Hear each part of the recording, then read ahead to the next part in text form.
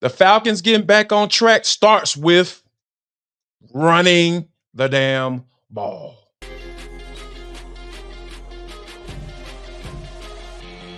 This is Locked On Sports Atlanta, and it's time for the Atlanta Football Party, only on Locked On Podcast Network, your team every day. Welcome into the Atlanta Football Party, your home for the best Atlanta Falcons football talk. It's local insight you can't get anywhere but right here at Locked On. I'm your host, Tanisha Batiste. Alongside me are Jarvis Davis, Aaron Freeman, and Maria Martin. This episode is brought to you by PrizePicks. Go to prizepicks.com/LockedOnNFL and use code all lowercase LockedOnNFL to win $50 instantly when you play $5. And our Atlanta Football Party is part of the Locked On Podcast Network, your team every day. So Bucs had a lot of guys go down, but does that change anything for how Jimmy Lake approaches this Sunday's game? We'll talk about that.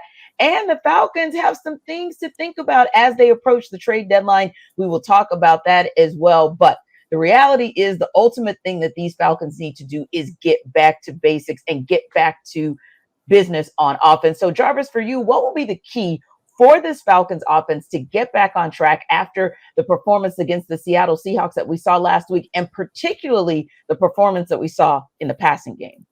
You know what? I think it's kind of simple for this week, because listening to Drake, talk about, at Flowery Branch, you hear him talking about going into a lull and kind of, just a sluggish start. We just talked about how poopy that game was. It was just a game that was just kind of slow going along, and just nothing was really going right on all three phases of the game. But I think for this offense and just the team as a whole is just to come out with some sense of urgency. And I think that sense of urgency has to start with, making sure they get the running game going, making sure they're blocking everybody up. And, with Matthew Bergeron actually participating in practice, that's a good sign for me. Absolutely. Saying, you won't have two guys that, aren't used to playing with each other. Playing with each other. So I think that you'll have that, that consistency back, and he looks like he's going to be back. So for me, I think it's just coming out, making sure you establish yourselves and what you want to do. That's just run the football, and then be able to see if you can take advantage of in the passing game like you did last time on October 3rd. Yeah, one would hope so. And it's interesting that you mentioned that, because like you said, Jarvis, good news with Matthew Bergeron, who cleared concussion protocol, but then had the neck issue at the end of the Seattle Seahawks game. To see him be able to practice this week, definitely a good look. And they're going to need him in that passing game, because when you look at those numbers, they were pretty paltry, Aaron, compared to what we had seen in the week before and the weeks kind of leading up to that Seattle Seahawks game, where literally from a passing perspective, 214 yards, not exactly what you would expect from this offense. And for that matter, from a rushing perspective, we're talking about a team that ended up with 155 yards, but only 22 rushing yards in that second half. And granted, yes, you could think about the fact that you had to deal with the Matthew Bergeron injury, the Ryan Newsel injury, and the fact that the Falcons got down in those first couple of minutes of that game. But ultimately speaking, it is what it is. You've got to still get that run game to be something that dominates in all four phases. So with that in mind, what for you is the critical thing for this Falcons offense and how they can get back on track this week? Yeah, it's going to sound like an echo in here, because I echo the sentiments that Jarvis put forth. You got to get off to a better start. Yeah.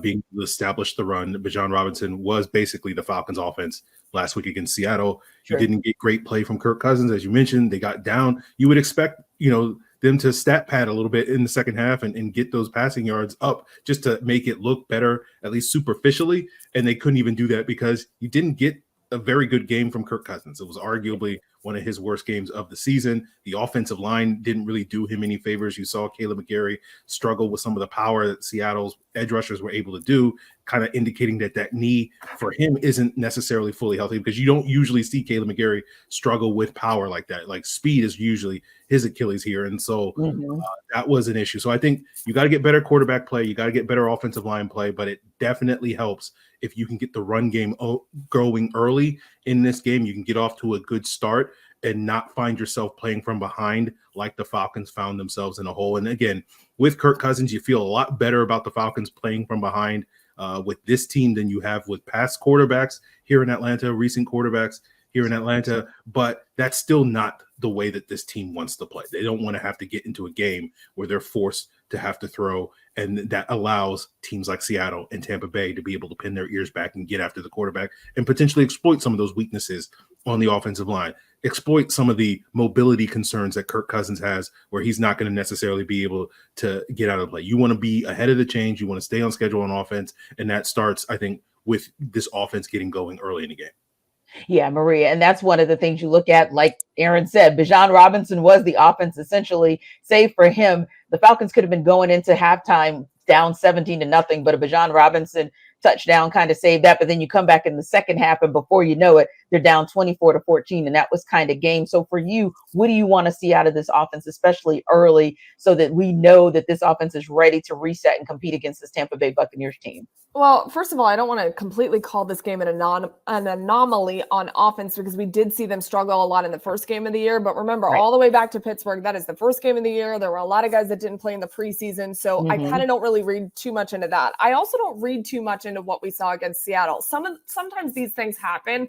And I don't think it's cause for concern so much because of what we've seen them be able to do. You guys made some really good points about the fact that you do feel better about Kirk Cousins being your quarterback, but regardless of who's at quarterback, when you're playing from behind, it's very difficult to come back and win. We've seen them be able to do that, but you're putting a lot on the quarterback. You're putting a lot on the guys in those situations to have to throw the ball a ton. Run game completely goes out of the picture in some of those instances because you are playing from behind. So you've got to throw the ball to be able to get ahead. And certainly those 3 turnovers in 3 straight offensive drives at the end of the game were very ugly. It was just an ugly ending to an ugly afternoon.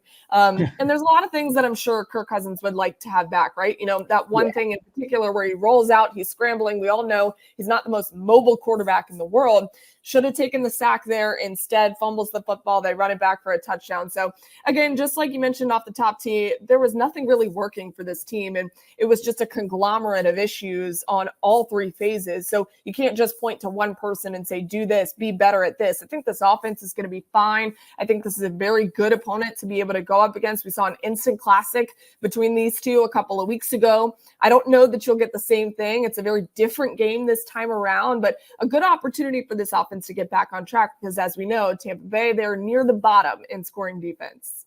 Yeah, and Jarvis, we're going to talk a little bit about how different this game is offensively for this Tampa Bay Buccaneers team and how that might impact Jimmy Lake's approach defensively. But this is also a different Buccaneers team than the Falcons saw a couple of weeks ago when Kirk Cousins had the game of his life, 42 of 58 for 509 yards, setting a franchise record and the like. But that was without Antoine, Winfield, and Calijah Cancey on the field due to injury. So should those guys be able to go Sunday, how does this change things for Kirko and company? I think it changed a lot of things in the passing game, because when you think about what Antoine Winfield brings to the table, he's a ball hawk. He always makes those little needle plays against the Falcons. And he's just the guy that's always going to be around the ball and lurking. You always have to account for him when you're game planning. He's the type of guy that a quarterback kind of circles, like, yep, I need to know where this guy is every single time. And for him not to be in that game, and the last time they played, you see the significance that or what Tampa Bay lost with him not being out there is the fact that look at all of the completions over the middle. Look at all of how the seams will work, how Kyle Pitts was able to get involved, and just in that 32-yard game, on that catch right there. So you just understand that Antoine Winfield is a guy that brings a lot to the table when it comes to this defense. In matter of fact, we saw what the Falcons were able to take advantage of when he wasn't in there. And then you add KJ Britt, who's not the best coverage linebacker ever, or whatever. So I think though we have a combination of those things going together. Now, fast forward to now where they are as a defense and what the Falcons will be faced with, I feel that this is an opportunity for them to kind of say, hey, we can account for this guy, but we're still going to be able to do what we want to do, and that is push the ball down the field when the opportunity comes. And I think that Winfield is a guy that can deter that. So I think Kirk is definitely going to have to be on his P's and Q's when it comes to what 31 is on the field. Yeah. What about you, Free? What are your thoughts on having those guys back and how having Kancey and potentially Winfield on the field will impact this Falcons offense come Sunday? Well, Calijah Kancey went to a football powerhouse by the name of the University of Pittsburgh, and so he's a good football player. How did I know this was coming? He's a disruptive pass rusher, and he's going to present some problems for that offensive line. But Jarvis is right with Antoine Winfield. He's going to get him one of these game-changing plays, whether it's an interception, whether it's coming from depth, blitzing and getting a sack or whatever. He just does that on a weekly basis. And so having him for that defense is huge. And so I think it's for the Falcons. They're going to have to find ways to avoid him at all costs. Like when he lines up on that side of the field, okay, we're going to throw to this side of the field. When he lines up on that side, we're going to throw over here as much as possible to try to minimize his potential to have some of those game-changing plays. But I think those two players in Winfield and Cancey are going to be big boosts for this defense moving forward. And it's going to be on the Falcons to try to minimize their impact in this game. Yeah, and for me, I continue to harp on Antoine because look at the difference that he made in the Baltimore game. And clearly, the game unraveled, but very much in the beginning, it was literally on the opening drive for Baltimore. He's in there with a sack and forces them to punt. I mean, he makes his presence known, and not just known, very early as well. So I think Kirk just knowing his presence is there is going to be huge, but that goes back to establishing the run. You need to get the run game going so that he doesn't have these opportunities to take the ball away from you very early, because he does make a difference on the field every single time he's out there. So this is a different look than a couple of weeks ago, which is what I just mentioned the last time around, was that this is a totally different look of a Tampa team on both sides of the ball, really. But you've got to account for him because he knows how to get to the ball, get to the quarterback, and make a difference in the game.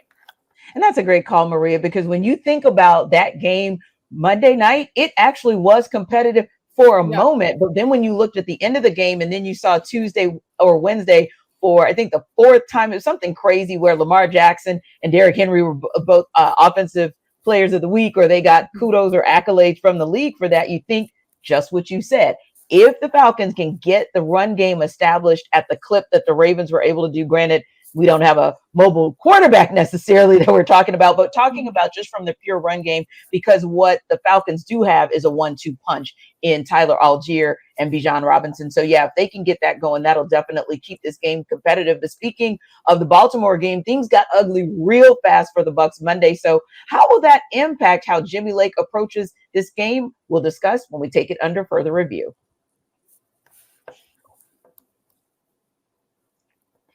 This episode of our Atlanta Football Party is brought to you by Zbiotics.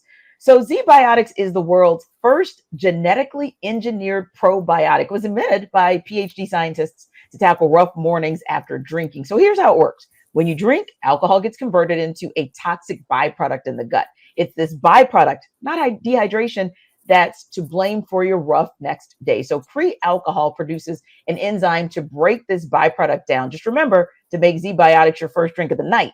Drink responsibly, and then you'll feel your best tomorrow. Now, every time one of my friends, because you guys know I don't drink, but my friends, every time they have a pre-alcohol before drinks situation, pre-alcohol probiotic drink by Zbiotics, I notice a difference in them the next day. And listen, we're going to homecoming. It's 2 weeks away. So this is the time for them to make sure that they have their pre-alcohol probiotic drink by Zbiotics right there for them, because they need to be able to pop out the very next day and keep it pushing at homecoming. So go to zbiotics.com/LockedOnNFL to learn more and get 15% off your first order when you use Locked On NFL at checkout.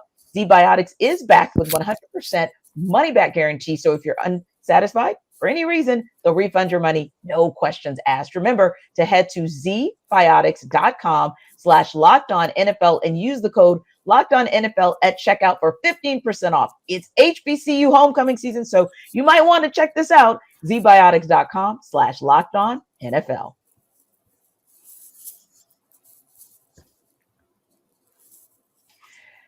So, Aaron, this is going to be an interesting matchup because one of the things that we do know, not that Mike Evans doesn't torch everybody, but Mike Evans definitely has his way with the Atlanta Falcons. And dare I say, too, Chris Godwin has absolutely lit the Falcons up over the years. Well, the Bucs suffered some serious injuries. Obviously, Mike Evans went into that game already kind of struggling with that hamstring and then kind of re-aggravated it in that game. And then Chris Godwin had the ugliest of ugly injuries. It was so bad that the television broadcast crew didn't even replay it. So definitely thoughts and prayers go to him, because that was difficult for that team. But nonetheless, it is what it is. Whoever has to take the field takes the field. So how does that change things for Jimmy Lake in terms of how he approaches, if at all, it makes a change to how he approaches dealing with this Bucs potent offense? Well, it certainly changes things a little bit. I don't think it's sort of the game-changing situation that probably a lot of people assume. Like, obviously Mike Evans, Chris Godwin, great receivers. Their real strength, not only being talented individual players, is how strong a rapport and how much trust Baker Mayfield has in those guys. Sure. He doesn't have that same trust and rapport with the guys that are likely going to be replacing, but they do have some talented young receivers. Trey Palmer is a very explosive wide receiver. Sterling Shepard, longtime veteran that goes back, to Baker Mayfield's college days playing at Oklahoma and whatnot. And Jalen McMillan's been, had a tear this summer, hasn't quite gotten to the same start this season, but certainly a very talented receiver that Michael Penix is very familiar with, because he was one of his favorite targets at the University of Washington. So they have talented weapons at the receiver position. So it's not going to be like, oh, well, they can't throw the football because Chris Godwin and Mike Evans are out of the lineup, but their game plan is going to focus on, not necessarily getting into this air it out game. They're going to feature their running backs. They're going to feature their tight ends. Yep. You saw that in the Ravens game. K. Dotton had a big game. They have a three-headed monster in terms of talented, quick, explosive running backs with guys like Sean Tucker, with Bucky Irvin, with Rachaad White. And so the game plan for, I think, Jimmy Lake is really, okay, we know that the running backs, the tight ends are going to get the football. And so that's going to put a lot of pressure on the Falcons safeties, the Falcons linebackers. Do the Falcons get Troy Anderson back? This would be a perfect game for an athlete like Troy Anderson to be able to deal with some of those players at the running back and tight end position. So I think that's really the key for Jimmy Lake. They know that the Bucs are going to try to take pressure off of that young receiver core to sort of fill those shoes of Evans and Godwin and run the football. And we know that the Falcons have not been a good run defense. And if you can't stop the run, well, guess what? They get into a lot of third and manageable situations, third and shorts, and all of a sudden those wide receivers start to look really good, because it's a lot easier for those guys to get open on a 3rd and 2 or a 3rd and 3 than it is on a 3rd and 10 or a 3rd and 12 and whatnot. So I think the key for Jimmy Lake is going to be, we got to stop the run first. And then we got to sort of deal with their weapons, the running backs, the tight ends, the receivers in the passing game, and hopefully get them into more 3rd and longs rather than 3rd and shorts. And if they can do that, then the Falcons defense should be successful. And just a sidebar there, Jarvis, Troy Anderson. Anyway, Maria, so one thing that Aaron mentioned as well was the fact that in addition to a good run game, low-key, Rachaad White can actually catch the ball out of the backfield. He had 50 receptions in 2022, 64 in 2023, and 23 so far this season. So there are some opportunities there for a little bit of a mix for Baker Mayfield to have some weapons in addition to his wide receiver core kind of being depleted. But yeah, I think Aaron makes a great point as well. Like, they have had what we'll call sort of a no-name running back room, really kind of have a nice season so far. But what do you see Jimmy Lake's approach being this coming Sunday to tackle this Bucs offense? Yeah, well, I think Aaron broke it down pretty much to a T, but when you have a triple-headed monster in those guys, and Grady Jarrett was talking about it yesterday, he was saying he can't really pick them out individually because they're all special players, and they're all going to be something that they know they are going to go to very early, and especially very early in the game. They're going to want to do exactly what the Falcons want to do, is establish the run game. But one thing that I think is really important to mention, I think it is a big deal that both Mike and Chris are out, because of the 18 touchdowns that Baker Mayfield has thrown, 11 of them have been caught by those two players. That is a massive stat. And that just goes back to what Aaron was talking about in the trust in those two guys. Where does the football go? And Baker's playing probably better than he ever has right now in the NFL. Yeah. So he's certainly going to adjust on the fly for sure. You saw K. Dotton had a career day for them. And there's a lot of young talent for Tampa Bay on offense that I think they can spread the wealth with a little bit. But certainly they'll want to establish the run just as the Falcons do. But let's not forget, this is a huge loss for their offense. They are two major parts of the operation for Tampa Bay. And as you mentioned, T, they've given the Falcons fits throughout the years. But this is a very good game for the Falcons secondary to step up. And unfortunately, I've been saying, the Falcons secondary has really been kind of the shining light for this team. But whenever the front is not doing what they're supposed to do, it puts a lot of pressure on that secondary. And if they're not playing almost perfect, then you got to pretty big situation on your hands. So this is a good opportunity, I think, for the Falcons to show that they're maybe not as concerning on defense as people tend to believe. We'll see with all these young receivers that they have, if they can slow down that trio of running backs, I think the Falcons should be okay. Yeah. For me, Troy Anderson? Oh, no. Yeah. Wait. Maria, I think he was trying to find the Troy Anderson That's what I thought he was going to say. Overwhelming him. Yeah, that's what I thought. Yes. Anyways, because Lord knows that he's going to be the savior for this defense. Yes, of course he will, Jarvis. Absolutely. No, 1,000%. Troy Glad we Anderson got is going that to out come of the way. back. Right, yes. So let me get that out the way. Okay. Troy Anderson is going to be the savior for this defense this week. So don't worry about the run game, folks. But yeah, on that note, K. Otten scares me. I'm sorry. Because when you think about just the rich tradition that the Falcons defense has going against opposing tight ends, right? Opposing tight ends, the history of it just isn't good, and last time this team played, now granted, K. Otten had about 3 or 4 catches or whatever, but he was at a 15-yard clip though. Mm-hmm. So that's something that can multiply, especially when you're talking about your lead guys being down, guys that they trust. Obviously, Baker Mayfield trusts K. Otten. In that Baltimore game, he was fine to him, and he was getting open, and he was making plays out there. So that's what scares me in this game. And not only the tight end, K. Otten, what he could do, but, hey, they rushed for, 160 yards last time? They didn't get any touchdowns, but they were able to establish themselves easily in the run game. So for me, I feel like, given the amount of tape that the Falcons have put out there as far as poor run defense, I feel like this is the game that they have to fix it, because this is huge. When you're talking about having the opportunity to remain undefeated in a division, be undefeated against the team that you're basically the only other team in the division that's going to be going for that vaunted title, and this is I feel like this is for a playoff spot. This game has to be big as possible for Raheem Morris and the team, and I feel like this is one of those games where you shouldn't have to worry about them coming out in a lull, and because you're on the road as well. So it's just too many factors, I feel like, that's going to keep this team from coming out like they did against Seattle.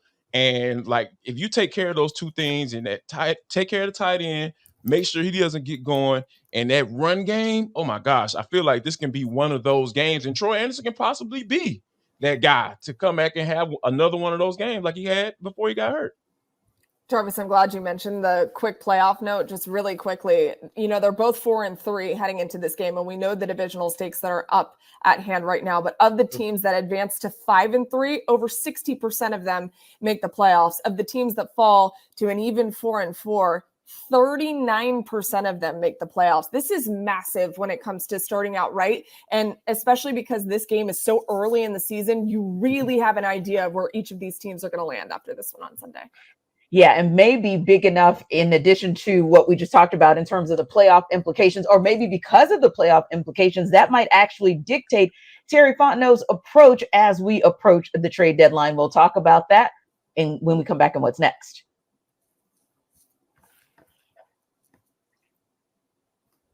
This episode of our Atlanta Football Party is brought to you by FanDuel. NFL fans, we just talked about it. We've gotten through a third of the season, and the stakes are really high for the Atlanta Falcons going into not just the second third of the season, but a critical divisional matchup. So you can get big returns for this game and many games throughout the season on FanDuel, America's #1 sportsbook. Now think about this. You might get a hunch in the middle of the game. Maybe it's the fact that the Falcons are actually keeping the tight end room in check against these Bucs, or as Jarvis mentioned, or maybe as Maria mentioned, maybe that wide receiver core or the running back room, the rest of that running back room is something that the Falcons can keep in check to make this a critically important game. Or like Aaron said, maybe it's Troy Anderson coming back and you got a hunch he's going to have another one of those record-setting games. Whatever the case is, check out the latest stats, view live play-by-play, and so much more on the same page where you place your bet. So get started with $200 in bonus bets guaranteed when you place your first $5 bet at FanDuel.com. You know the stakes are high this Sunday between the Atlanta Falcons and the Tampa Bay Buccaneers, but the stakes are high for a whole lot of other teams in and around the NFL as the league starts the second third of this 2024 campaign. So start the season or continue it big yourself with big returns on FanDuel, America's #1 sportsbook.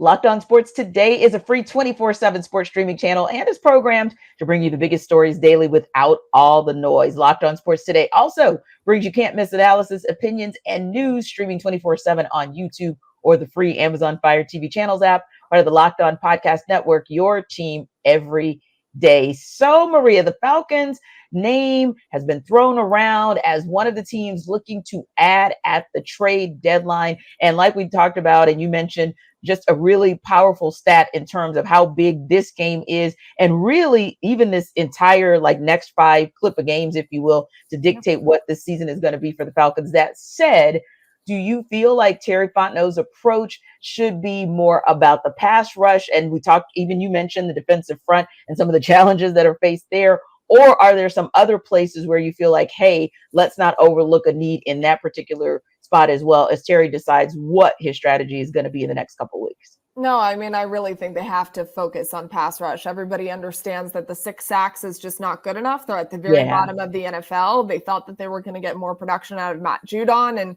I think that the tricky thing is the way that his deal went down, it kind of puts the Falcons in a little bit of a hole in terms of being buyers at the trade deadline. Doesn't mean it can't happen. It doesn't mean that they can't go do it. It's just those names that are being thrown around like the Max Crosbys of the world. Like, I don't think that's going to happen. However, I've seen Aziz Ojulari thrown out there a little bit, and I love the idea of Aziz Ojulari being here. He's kind of buried on that Giants roster right now, and he has had so much production, even just playing 49% of the time. I mean, he is getting after the quarterback at a much better clip than Matt Judon. And that's not to say Matt Judon can't turn a corner, but he's having an uncharacteristic season so far in a Falcons uniform. 1.5 sacks so far. We certainly thought there'd be a lot more there. So why don't you get him some help? And Aziz Ojulari is a guy who's not playing enough for the Giants, who they may be intrigued by a trade. Bring him home. He went to Marietta High School. We saw what he did at Georgia. And just in the few years that his production numbers went down, he was hurt, dealing with some injuries. So I think this would be a steal of a player for the Falcons. And I really think regardless of who they pick, they need to address the pass rush for sure. Yeah, Jarvis, that's a great point that Maria makes about Max Crosby, because everyone's thinking, oh yeah, bring Max Crosby here. But the Raiders' asking price is way, way high. And the amount of money and the amount of capital that you would have to give for someone like a Max Crosby might be a bridge too far to cross. But I like the thought of Aziz Ojulari. I think, as you mentioned, Maria, some really, really nice games, if you will. And it, you know, like you said, it's not his fault that he's maybe not out there as much, but we've seen him get as many as 8 sacks in a season, which is far more than what we've seen from the Falcons thus far this season. And I think too, Jarvis, one of the things I wanted to ask you about, however, is thinking of the fact that you've got a Matthew Judon, and now here we are, and we have gotten through a third of the season, and we've just not seen what we thought we were going to see from him.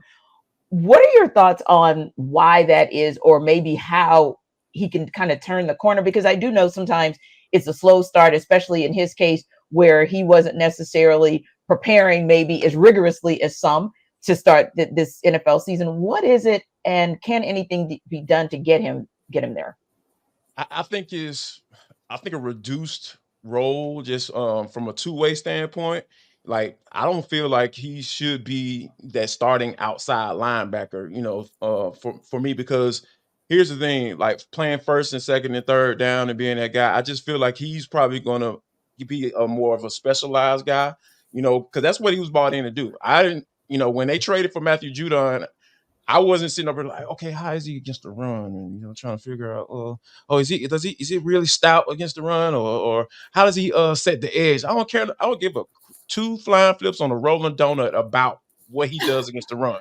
So I feel like right now he needs to be the guy to come in on third down and rush the passer, like the Patriots played around with. They did it.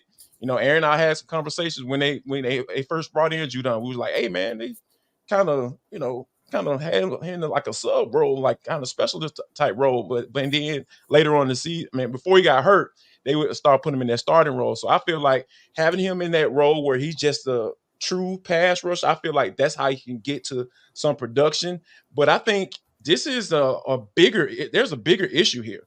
Terry Fontenot don't really value college pass rushers, high-end pass rushers, right? Because he's only addressed it in the second or third rounds. He's never really gone after a guy in the first round. We heard of some rumors about them trying to trade back into the first round to try to get a guy like Latu, but when it comes to that first round pick and with guys who are tabbed to come in and have an immediate impact on your defense, it just doesn't seem like the value is there for this particular regime. So that's why you're in this situation right now, because you're trying to put band-aids on a long-term issue. And I just never believe that you're going to fix it by trying to put band-aids on it by guys who have been in the league and been productive. But that's not a long-term fix. It may be a short-term fix, and it doesn't look like it's a short-term fix as of right now. But I think that getting Judon into a more specialized role, and eventually in the offseason, valuing guys that are high-end talent at that particular position is showing that you want to put value into or put stock into those guys. So I think that's what's ultimately going to fix the issue right now and long-term.